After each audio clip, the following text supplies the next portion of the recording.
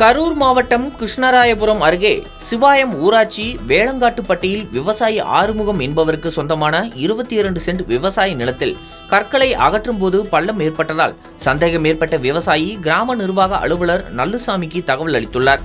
அப்போது அங்கு வந்த கிராம நிர்வாக அலுவலர் மற்றும் விவசாயி இணைந்து இயந்திரம் உதவியுடன் கற்களை அகற்றும் பணியில் ஈடுபட்டுள்ளனர். அப்போது பள்ளத்தில் இருந்த 2000 ஆண்டுகள் பழமையான முதுமக்கள் தாழி, மண்பாண்டம், பானை இருந்தது. பானையின் உட்பகுதியில் மண் மட்டுமே இருந்துள்ளது. இந்த தாளிகள் பொதுவாக கருவுற்ற தாயின் வயிற்றைப் போல அகன்ற நடுப்பகுதியையும் தடிமனான வாய்ப்பகுதியும் கொண்டிருக்கின்றன. மனிதன் இறந்தவுடன் மீண்டும் தாயின் கருவறைக்கே செல்கிறான் என்ற ஆதி மனிதனின் நம்பிக்கையை இது காட்டுவதாக கூறப்படுகிறது.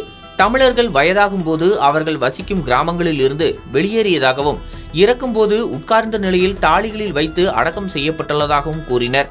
மேலும் நவீன பானைகளைப் போல இல்லாமல் பழங்கால பானைகள் மிகவும் தடிமனாக இருந்ததாக தெரிவித்தனர். இதனைத் தொடர்ந்து தாளி பானையை கைப்பற்றிய வருவாய்த்துறையினர் தொழில்துறைக்கு தகவல் தெரிவிக்கப்பட்டு கிருஷ்ணராயபுரம் வட்டாட்சியர் அலுவலகத்தில் வைத்துள்ளனர்.